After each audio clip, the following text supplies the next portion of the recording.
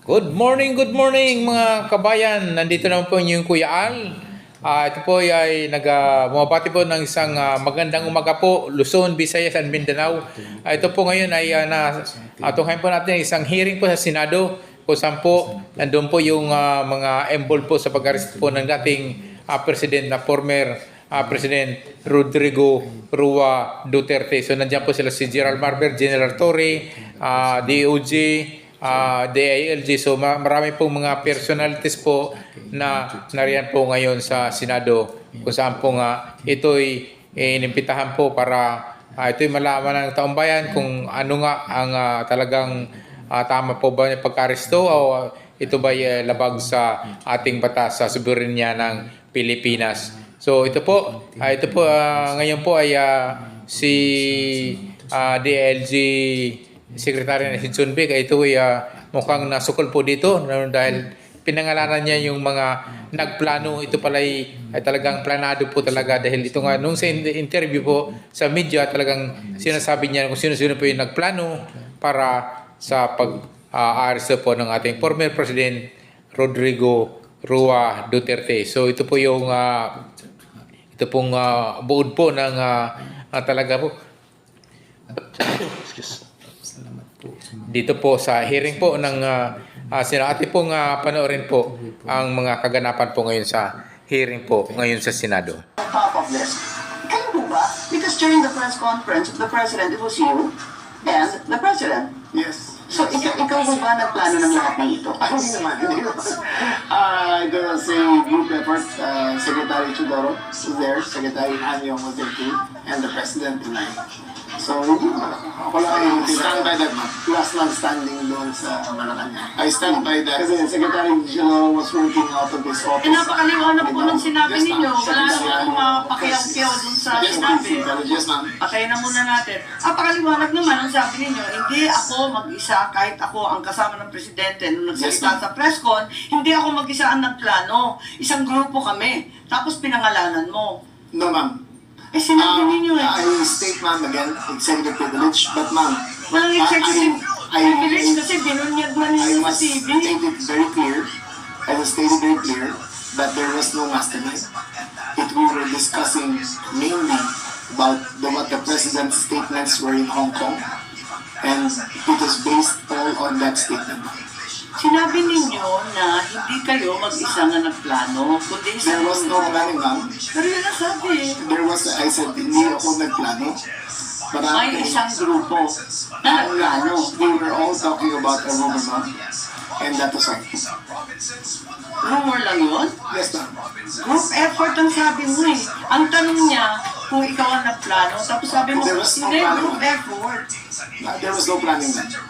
Anong in-effort ng group kapag hindi Let plano? me make I a think that including the protective privilege already, ma'am. I think that we please respect Just our... asking him to explain the media. Yes, ma'am, but it's already a very thin dividing line between what transpires in a room between I will- cabinet members I will- and a media statement. But there's a very thin dividing line now. Understood. I hope that we can respect executive privilege. Understood, and the Senate and the Secretary Chudor is fully aware.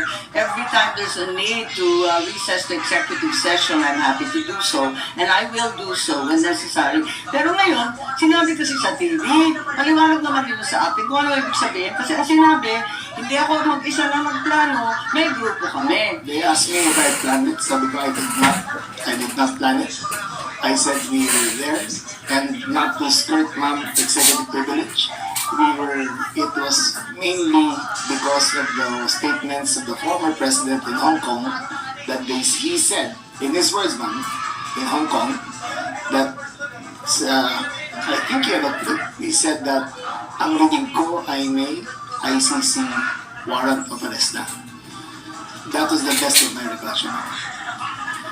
So anong pinag-group effortan? Anong To discuss the rumor, ma'am. grupo na pinangalanan nyo? As far as I will, executive privilege, there was no, you cannot plan on the rumor. Kaya nga, kaya nagtataka ako, bakit group effort? Chismis lang naman yun. Chismis na. Kaya nga, kung chismis, bakit mag-group effort pa? Tapos pinangalanan mo lahat na Maraming nag-group marites effort? doon to, ma'am. It Dabis was, naman yung Marites, dami-daming it was Marites a sa amin. discussion of a rumor based on the statement of the president in Hong Kong.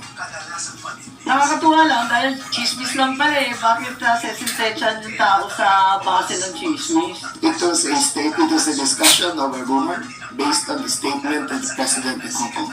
So you deny that you're part and parcel of the planning and that the other persons you named, hindi rin sila kasali dun sa pagpaplano? Again, ma'am, we were discussing the statement of the former president while he was in Hong Kong that he said that there was he said, in his words, ang rinig ko ay may warrant of arrest na ako. So that was the only basis of the conversation, ma'am. So ito yung group effort ninyo. Pinagtulong-tulungan ninyo yung isang bahagyang chismis. It was, ma'am, all of that is, again, in the statement of the former president, not ours. Okay, so walang kinalaman to. Pero para lamang sa kapraso chismis, magtitipon-tipon pa yung mga sekretaryo ng kabinete. Nakakatuwa naman. Call it what you may, ma'am. Anong magawa? Opo. Anyway, nabanggit na paulit-ulit itong Interpol, ano? At nabanggit na ng SOJ. At alam naman natin, yes po.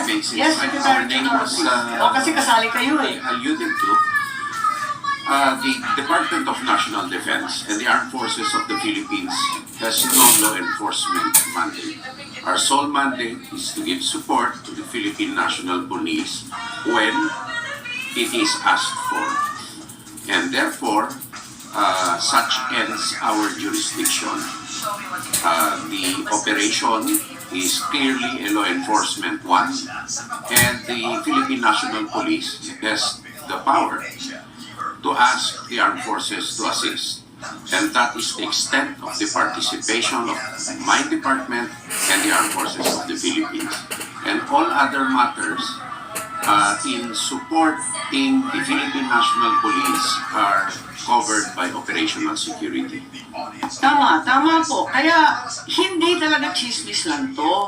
Meron talagang natanggap. At sinabi rin sa isang interview, alas 3 ng umaga, natanggap na yung notice of arrest noong Martes, March 11. Sinabi naman ni Secretary Remulla na si PNP General Marbil nakatanggap ng notice of arrest warrant alas 3 ng umaga ng Martes at sinabihan ang Pangulo ng alas 6. Nabasa niya naman sa alas 6 ng umaga. So, ibig sabihin, hindi po chismis to. Meron ng notice of arrest warrant. We're Ito na talking siya. about two different things. Okay. March 10 Sige, clarify po ninyo para maintindihan namin. was conjecture. March 10, was chismis pa lang yun. Yes, ma'am. Dala nung salita galing sa Hong Kong. Yes, ma'am. Okay. March 11 was a formalized transmission Okay.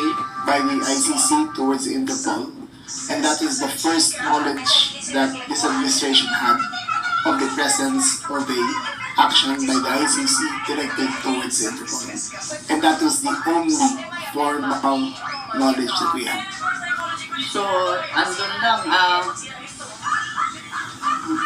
So, ang ibig sabihin, ang gobyerno hindi tumulong sa ICC sa application ng warrant. Nagulat kayo na dumating na lang yung dokumento. Yes, ma'am. Wala kayong kaalam-alam or paghihingi. None whatsoever, ma'am. None whatsoever. Ganon din yung SOJ, pati yung SND. Wala kayong balita, wala kayong hinikayat, wala kayong pakikiusap na ilabas na yan sa lalong madaling panahon. Wala po ako rito nun eh. Nasa Vienna po ako. Nagpapit po ako ng United Nations. Waiting sa Johnson Carl, UNODC. Yung March 10 o yung 11 po? Pareho araw po, wala po ako rito.